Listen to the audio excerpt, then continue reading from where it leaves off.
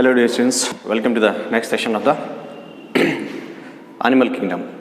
Today we are going to discuss regarding the metazoa and the class or the sub divisions which are present in the metazoa. See, metazoa is the another name given for the kingdom Animalia or the animal kingdom. So which includes the organisms which are called as animals. So we know that the animal groups are characterized by the presence of mobility, means they are able to get locomoted from one place to the another place in search of the food, shelter, protection as well as the mate. So the animal groups are characterized by the presence of mobility and also the presence of sensory or the nervous system. So what are the advantages by the presence of these systems means? So these systems enable animals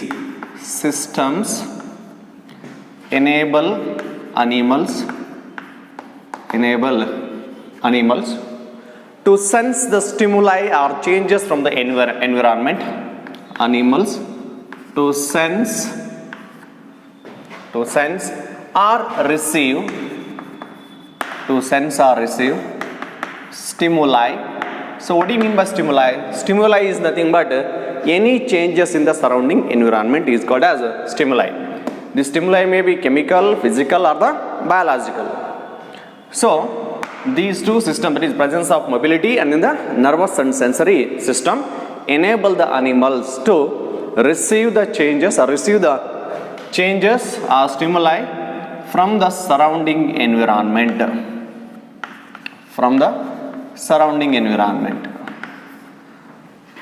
And also after receiving the changes or the stimuli in the surrounding environment, they respond with a specific or suitable behavior.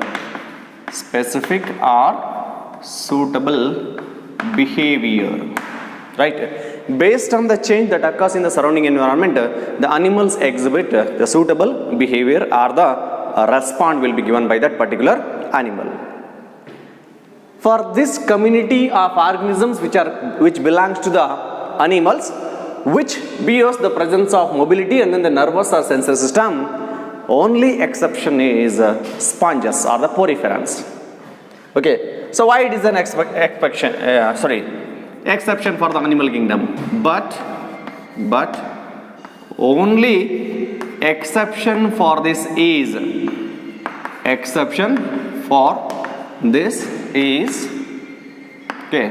sponges are they are also called as poriferans.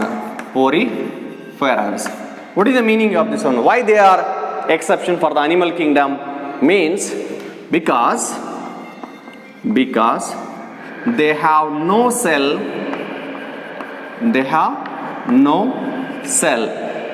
which can be termed as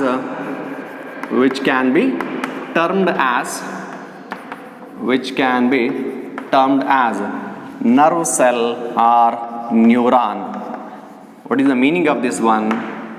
You know that nerve cells will transmit the information of the impulses from one part of the body to the other part of the body, means from sensory organs to the central nervous system, and the motor impulses will be carried back from the central nervous system into the effector organs to show the response. But there are no cell present in the sponges which can be called as a nerve cell, so that you cannot expect the presence of the nervous system or the sensory system. Because of that only, the sponges are the exceptions for the presence of sensory or the nervous system or the ability to respond to the stimuli in the environment. Is it clear, guys? So this is regarding the exception to the animal kingdom or the animals having sensory and then the nervous system. And also the sponges do not exhibit mobility. So in previous class only we have discussed sponges are the examples which are called as sessile organisms. Why? Because they always remain attached to the solid support which is called a substratum, so they do not get locomoted. So mobility as well as the sensory or nervous system, for both are exception, or for both these sponges are the exceptions. Okay. Next, see, like plants, animals also arose in sea. Like plants, animals also arose in sea. So while studying the evolution of the organisms, so we will come to know that the first life appeared in water only, that is in sea. So plants also first appeared in sea, then animals also first appeared in sea, that is water only. So means both animals as well as the plants will be present in the sea water. Then based on the presence of animals in that water, what happens? Those animals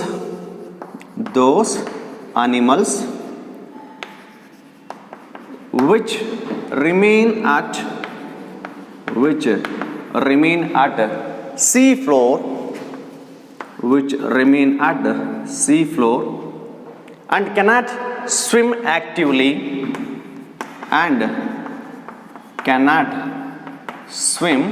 are called as, such animals or organisms are called as benthic. So we have a particular term to denote them or indicate them. So what the term means? Benthic.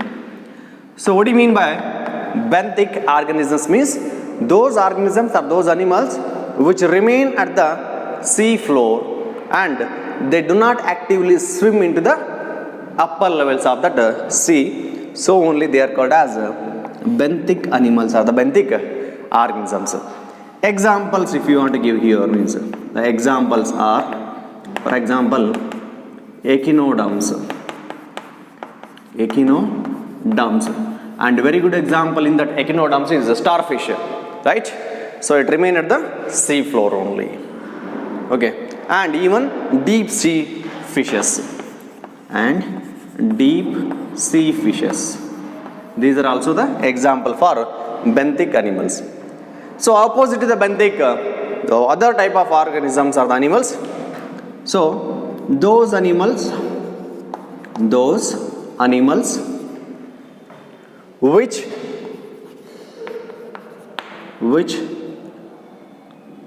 actively swim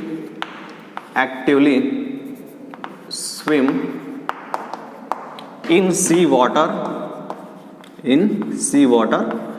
are called, those are called as nectons. So organisms which can actively swim in the sea water or in the aquatic environment are called as nectons, and those organisms which are not able to swim and remain attached to the sea floor, those are called as benthic. Is it clear, guys? So this is regarding some of the aspects in the kingdom Animalia or the metazoa. Make a note of these points now.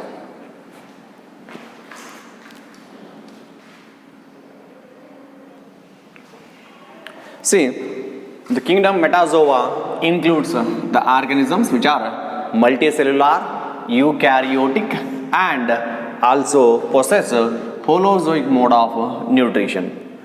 So the organisms which belong to the kingdom Animalia or the animal kingdom or kingdom metazoa, all are same only, right? Either we can call it as metazoa or kingdom Animalia or animal kingdom. So this includes the organisms which are possessing multicellularity, eukaryotic nature with the holozoic mode of nutrition. Such kingdom metazoa can be divided into subkingdoms. What are those? One is subkingdom Parazoa and another one is subkingdom Eumetazoa. So here U means true. So here what do you mean by Parazoa? This Parazoa includes the organisms or the animals which form which form loose aggregation of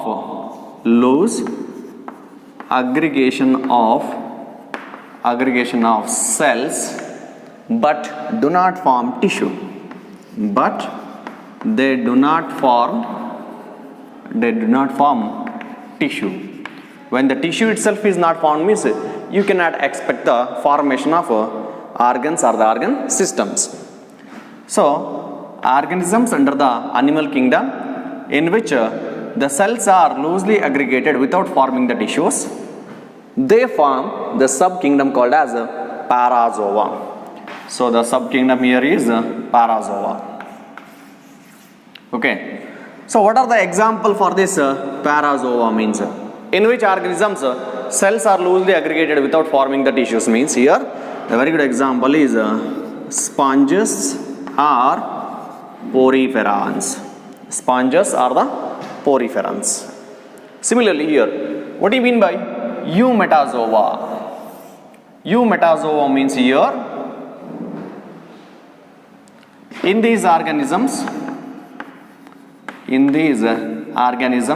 are the animals, cells are arranged in different patterns as well as proportion, different pattern and different proportions to form structures. What are those structures? These structures may be the tissue. Next, after the formation of tissue, organs, and then organ system. So these are called as the definite structures. So in eumetazoans are the animals which belongs to the eumetazoa. Cells are arranged in a particular pattern and proportion to form the tissues. Then tissues give rise to the formation of organs. Organs give rise to the formation of organ system. Such organisms come under eumetazoa of animal kingdom. So here example, okay, except sponges, rest of the animals. Except sponges, rest of animals in the animal kingdom. Those are the examples for the eumetazoa. Okay, this is regarding the classification of kingdom Animalia into two subkingdoms.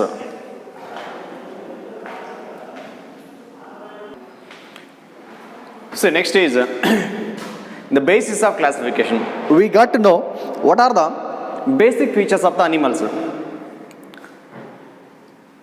so that enable us to know or that help us to know which organisms can be called as an animal.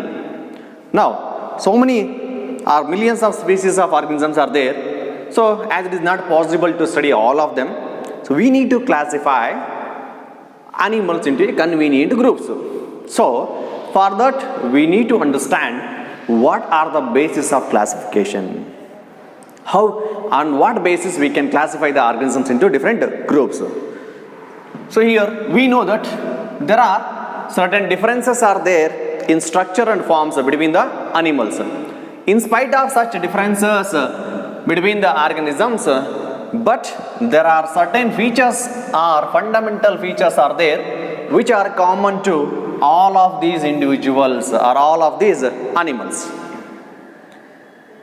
In spite of differences between the animals, there are some common features are also there between the organisms. What are those means? And those common features can be used as a basis of classification. So what are those common features or the fundamental features common to the all organisms means? First one is a level of or levels of organization, which can be called as, which can also be called as the grades of organization. Grades of organization or levels of organization is the one. So like that.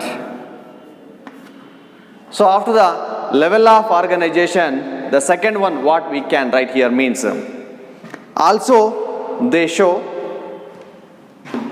common fundamental feature, nothing but presence of various systems in the body, so that we can also consider the pattern of the various systems such as digestive, circulatory,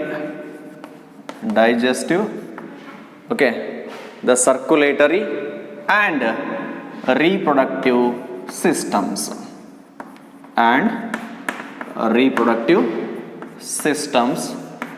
also as another basis of classification. Next, after these patterns of digestive systems, next is body symmetry of organism. So what is the symmetry of body of that organism? So what is the how it is organized into that particular shape and size? Okay, so regarding this body symmetry, we will discuss later in detail. What do you mean by body symmetry? So after the body symmetry, next is number of germinal layers,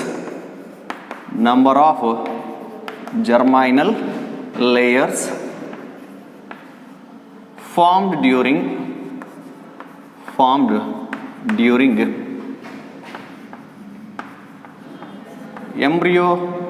embryonic development. So organism will not be formed at a time as it is, right? So when the sperm and egg get fused, they form zygote develop into the embryo. In that embryo formation, okay, there are three number of germinal layers, or the three germinal layers are formed usually. Whether number of germinal layers are formed 2 or the 3, based on that also we can classify the animals into different groups.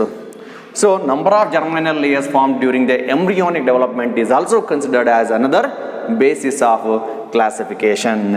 Next, apart from that one, next, nature of coelom. So what do you mean by coelom? Nothing but here, the cavity which is present in the body, or the body cavity which is lined by the one of the germinal layer called as mesoderm, okay, and filled with the coelomic fluid, that is called as the coelom, okay. And this coelom, how it is present in the organism, means there are three types of coeloms are there: pseudocoelom, eucoelom, and then the acoelom conditions. So what is the nature of that coelom? Whether it is a true coelom, or the coelom is absent, or the pseudocoelom is present, or the false coelom is present, okay, that we also consider as a basis of classification. The next is, okay, so presence or absence of, okay, presence or the absence of segmentation in the body. Next is presence or absence of segmentation in body. What is the meaning of this one? Segmentation in body. Whether the body of that animal is divided into compartments or the segments or not. If present, what type of segmentation can be seen in that organism? That is also considered as a basis of classification of animals. And lastly, presence or absence of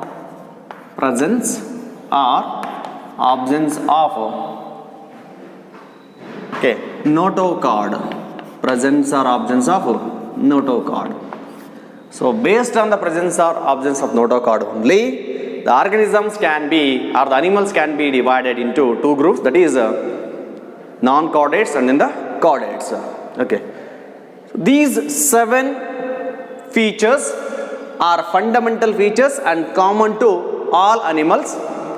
Based on the differences in these features, organisms can be classified into different groups. So these 7 features are considered as a basis of classification. Okay, so what are the features, fundamental features that can be considered as a basis of classification or basis to the classification? Means you have to list down these 7 points. Okay, note on these points now. Later we'll discuss one by one.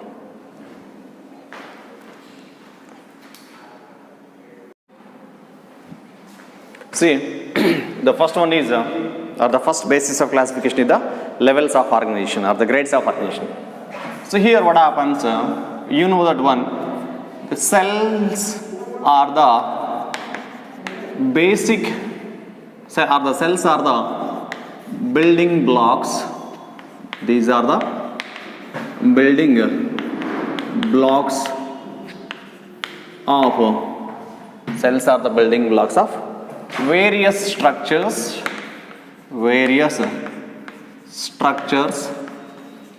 in animals.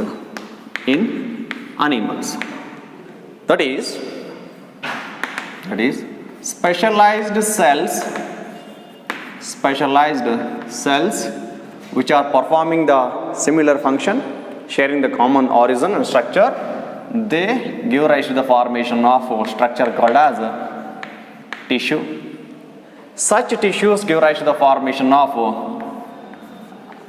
the higher structure called as organ, and organs give rise to the formation of still more higher structures called as organ system, and such organ systems finally give a definite shape to that structures that is called as organism.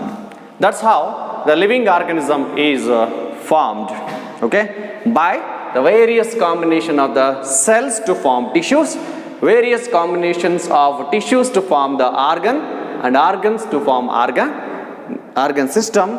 Then such various organ systems together constitute an living organism. See, animals are multicellular, we know. Animals are multicellular, right? But all of them do not show the same pattern of organization. But they do not show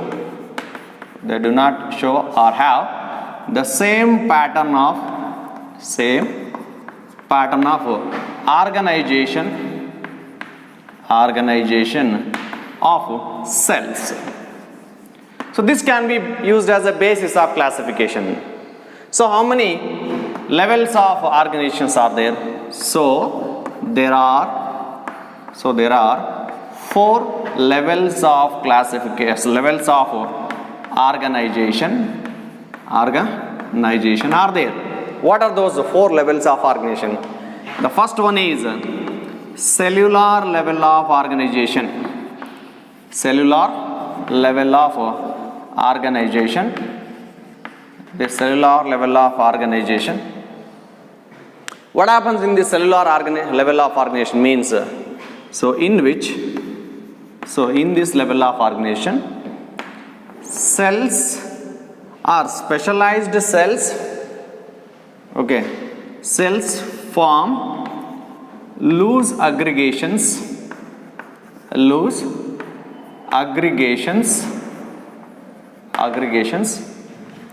without forming tissue.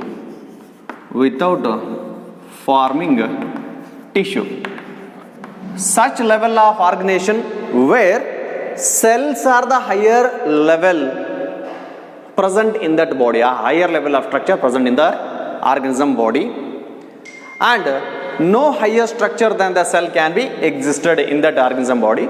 Such a level is called a cellular level of organization. Okay, means here the cells are arranged in a definite pattern in order to form a definite shape or size of an organism without forming the tissue. Such level of organization is called as a cellular level of organization. And the example of organisms which show cellular level of organization is, that is poriferans, or they are also called as sponges. Poriferans are the sponges. So these poriferans are the sponges. They exhibit cellular level of organization.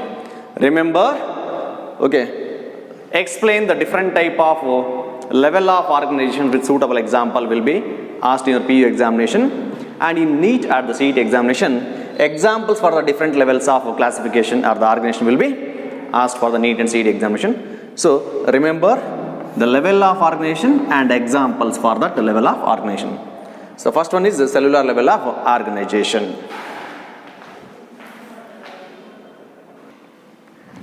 See, among the organisms which possess the cellular level of organization, even though there is no formation of the structure called tissues, but among the cells only the division of labor occurs. What do you mean by division of labor?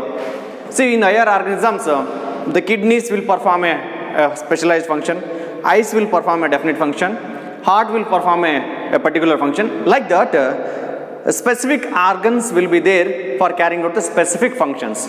But here, there are no specialized tissues are present in the organisms which possess the cellular level of organization.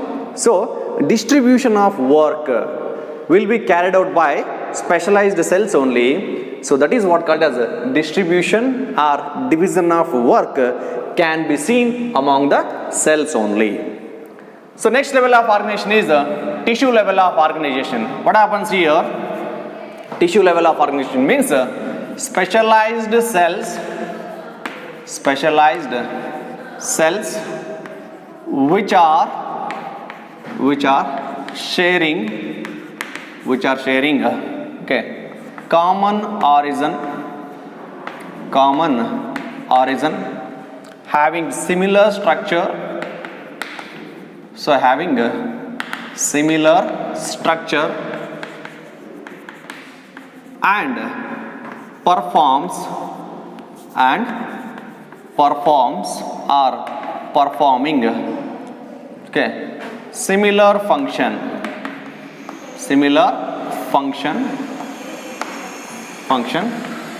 groups to form such cells, groups to form tissue or tissues. So if an organism in which cells groups to form tissues, then such organism is said to be at a tissue level of organization. And these tissues performs specialized functions. For example, nervous tissue, okay, that is help in control and coordination of the body functions. Okay, and it is sensory in nature also, so they help into receive the stimuli from the surrounding environment. And muscular tissue help in the locomotion, right? The bone tissue that gives a definite pattern and framework to the body. Like that, each type of tissue formed will perform okay, different or the specialized functions. So example of organisms which possess the tissue level of organization is the example of organisms. Tissue level of organisms can be seen in coelenterates, organisms which are called as coelenterates, and one more type, that is the ctenophores. So ctenophores and then the coelenterates are the examples of the organisms which possess tissue level of organization. The next one is organ level of organization. Next is organ level of organization. This organ level of organization is more complex level of organization than the previous tissue level of organization. Okay, cellular level of organization is the basic one. Higher than that level is the tissue level of organization. Higher to the tissue level of organization is the organ level of organization. So what happens in this level means, so in this level, okay, various tissues performing various tissues which are performing similar specialized function, okay, grouped together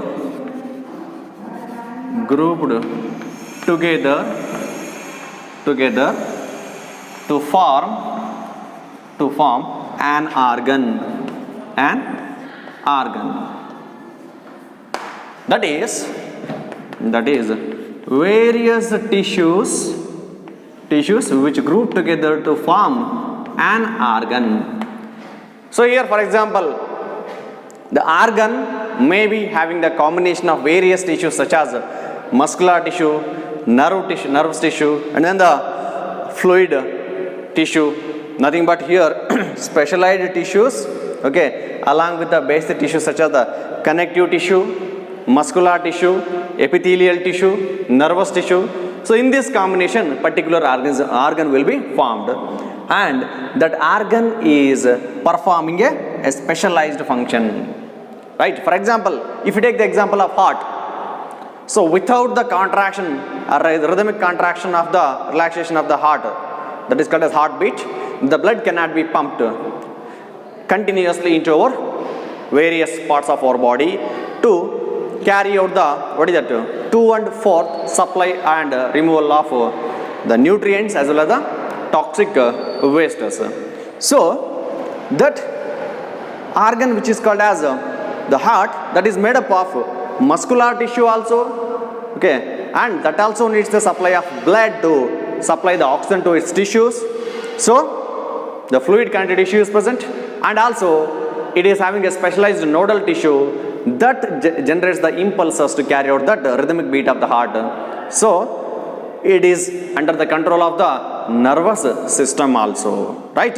So such an organ which is having a combination of various tissues and it is formed for carrying out the specialized function, such group of tissues is only called as organ.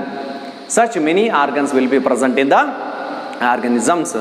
So the organism in which only the organs are formed, but further they are not going to form the organ system, such level of organization is the called as organ level of organization, which can be seen in the example, okay, platyhelminths.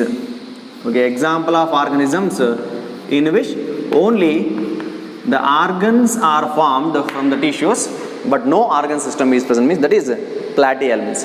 Platyhelminths are the examples in which organ level of organization can be seen. Make a note of these points now.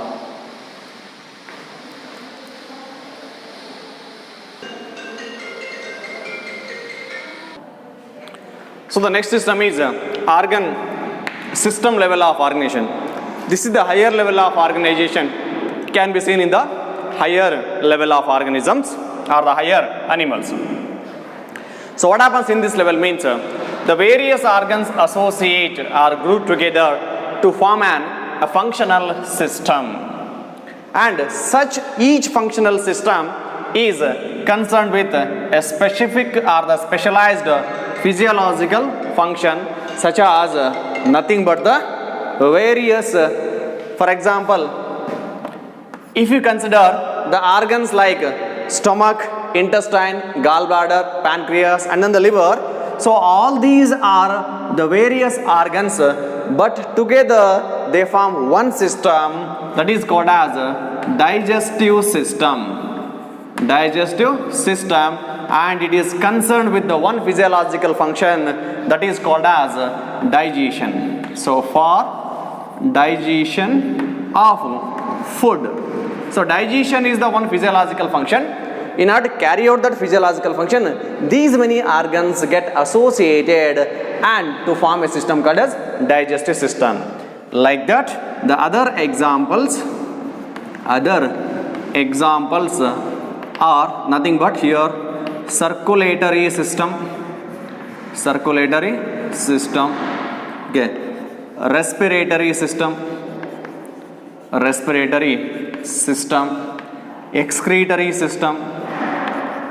excretory system, like that, so many systems which are present in an organism.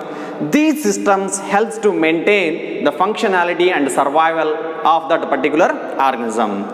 So this is the higher level of organization can be seen in the animals, and this higher level of organization can be seen in, so this can be seen in